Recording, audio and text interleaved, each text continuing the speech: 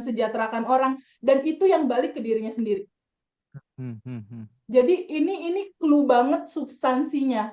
Kalau teman-teman stuck, bingung harus berbuat apa, terasa semua pintu tertutup, coba terbuka pada sebuah kemungkinan bahwa aslinya kamu udah berkelimpahan, terbuka pada sebuah kemungkinan bahwa pintu kelimpahan itu terbuka hanya dengan bersyukur, terbuka pada sebuah kemungkinan bahwa ketika kamu menginginkan sesuatu, kamu membutuhkan orang lain untuk kamu bantu. Karena terbukalah jalan kamu dibantu sama semesta ketika kamu membantu orang lain. Ya.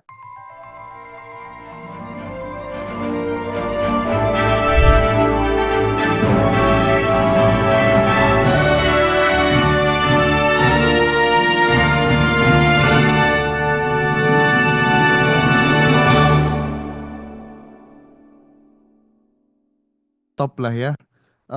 Respon sedikit dong, Teh Feby, apa yang dialami oleh Mbak Widya? Iya, Widya sebenarnya udah luar biasa secara jam terbang, Mas Hendra. Udah sangat luar biasa. Sorry ya Widya, cerita sedikit nggak apa-apa ya. Hanya sisi emosi masih sedikit melekat gitu. Aku hanya mengingatkan dia ketika dia agak sedikit mellow misalnya. Aku hanya mengingatkan dia, Widya, who are you? Kamu siapa? Bukankah kamu ruang kelimpahan? Kalau ruang kelimpahan dan ruang kesadaran kan nggak sensitif banget gitu. Aku mengingatkan dia untuk tegar dan menjadi ruang di mana kebahagiaan muncul dan tenggelam, kesedihan muncul dan tenggelam, dan tidak melekat terhadap itu gitu. Nah, itu yang aku salut sih dari Widya. Proses belajarnya cepat. Makanya manifest tentang proyeknya juga cepat, Mas Hendra. Kenapa aku intuisiku mau mengajak dia ke sini? Karena dia bertumbuh dengan cepat. Kenapa bertumbuh dengan cepat? Karena dia terbuka banget hatinya, waktunya untuk menolong banyak teman-teman, Mas. Nah, itu kuncinya deh kayaknya. Jadi kayaknya itu menjadi password gitu ya. eh jadi apa yang disampaikan Teh Feby, kita untuk senantiasa menolong, peduli, menyediakan waktu buat teman-teman, itu ternyata energinya tidak hilang, Teh. Kalau dari pengalaman Enggak, pribadi aku gitu ya, energi itu iya, ternyata tersimpan ketika pada iya, saat dibutuhkan, itu kemudian mm-mm, apa-apa yang kita inginkan tuh menjadi lebih mudah untuk datang gitu. Itu kalau pengalamanku iya. secara pribadi gitu. Menurut mungkin teman-teman akan merasakan hal yang sama. Gimana gimana Teh? Ya, jadi bahan baku manifest itu adalah tabungan semesta tadi, Mas. Oke. Ya, apa yang terjadi sama Widya ketika invoice-nya tertahan, ketika invoice-nya belum terbayarkan dan dia belum menerima uang, itu artinya tabungan semestanya belum cukup, Mas, untuk membuat Oke. uang itu cair. Lalu bagaimana ceritanya proyek itu datang baru?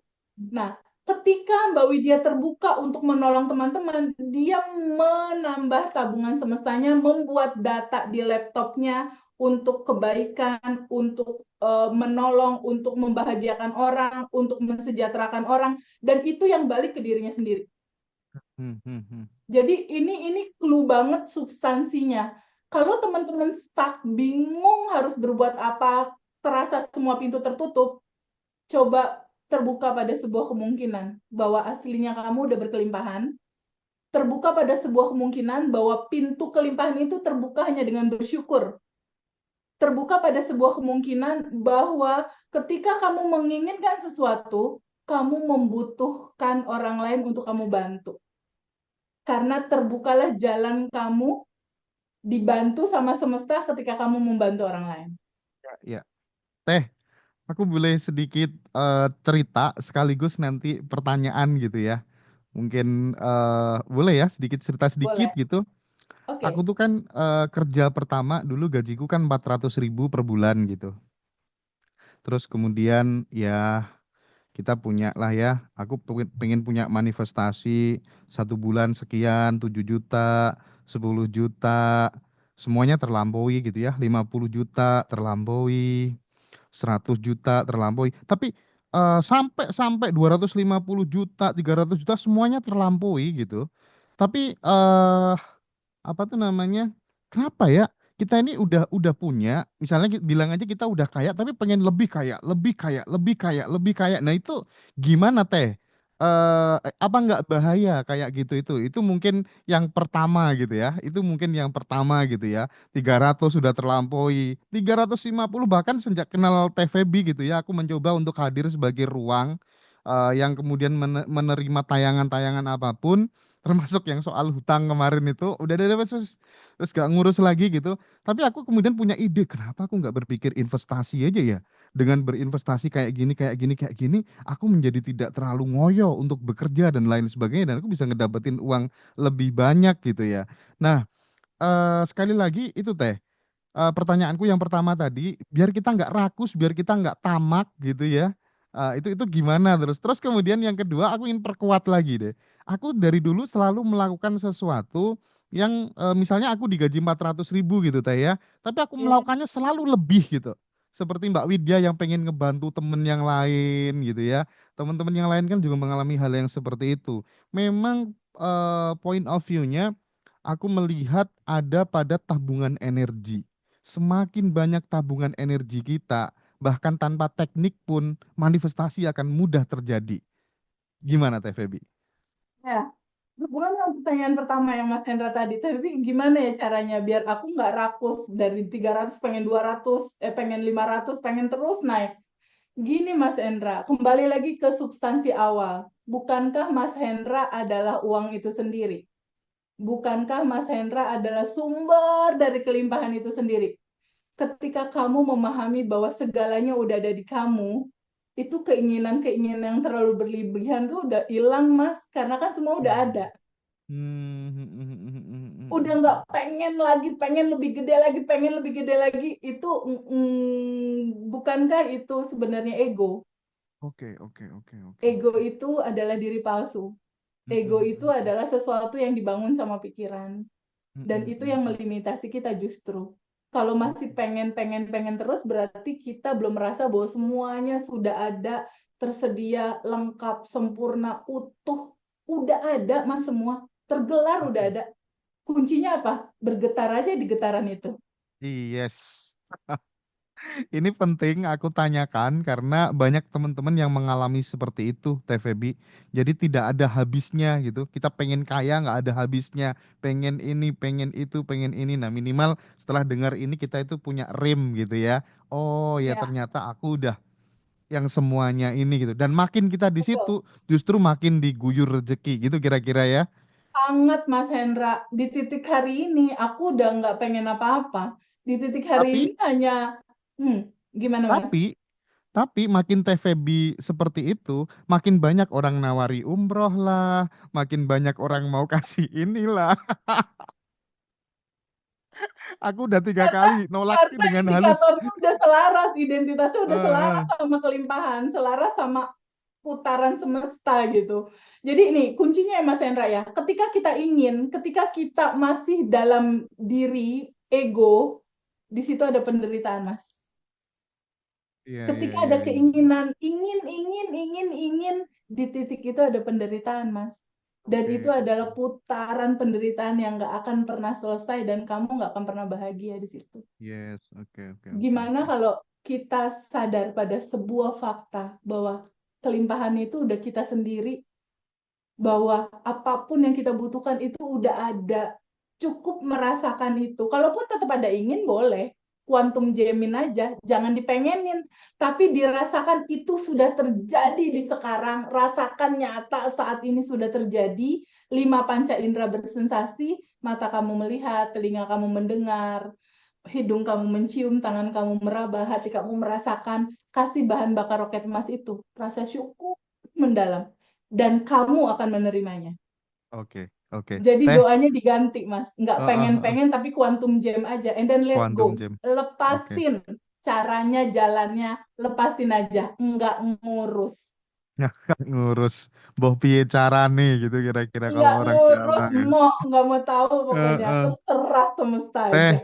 Sebelum aku minta closing ke teman-teman kita, ada Mbak Widya, Bu Nuraini, dan Mbak Norita, serta Mas Ilwan.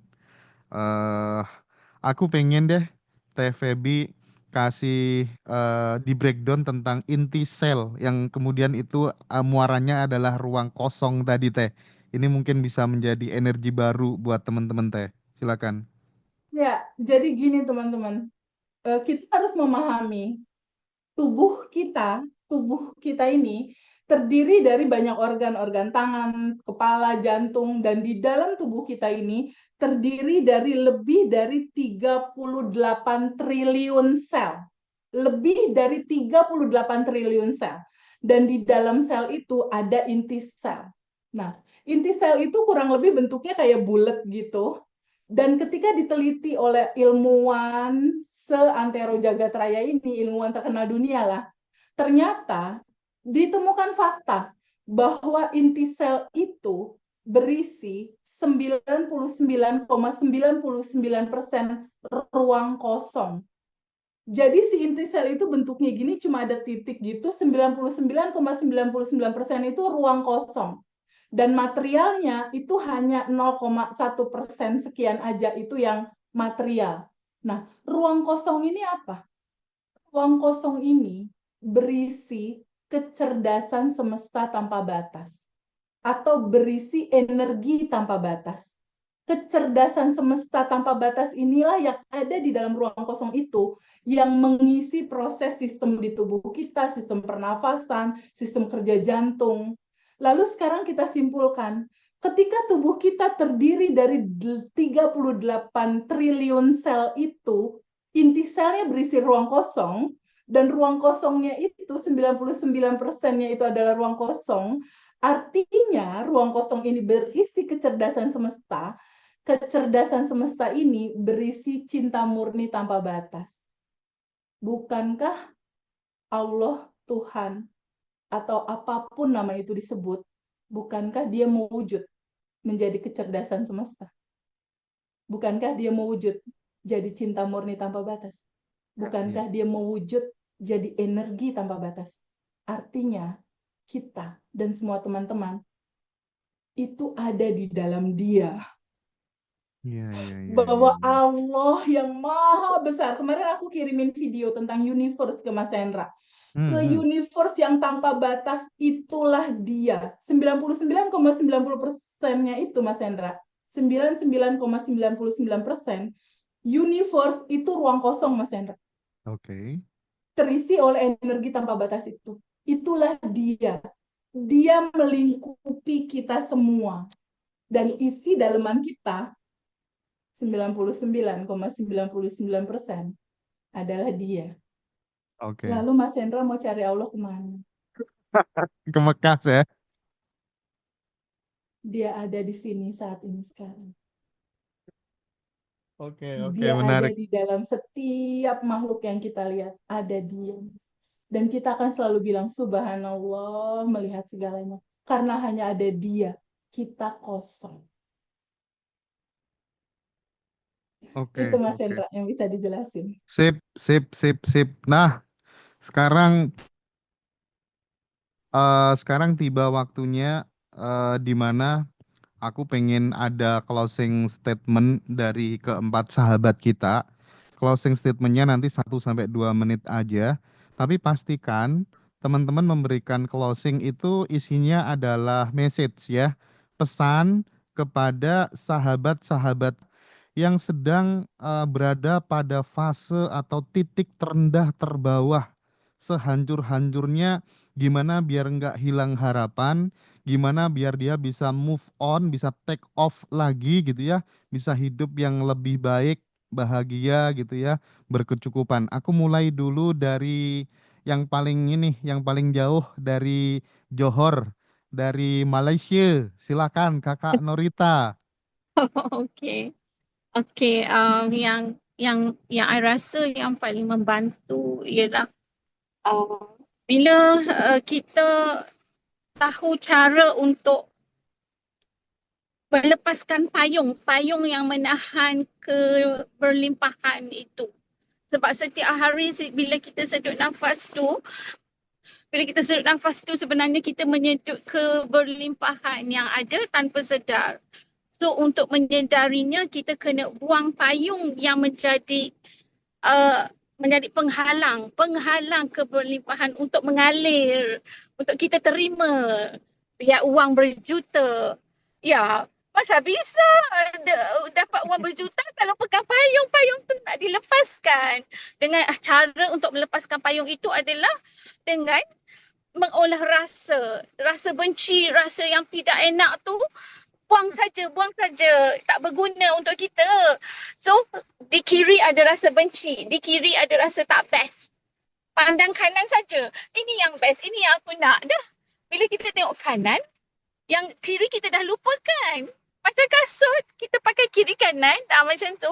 So kita pun selalu dalam kehidupan harian tengok kiri yang tak best, aku tak nak. Aku nak yang sini, ini yang aku nak.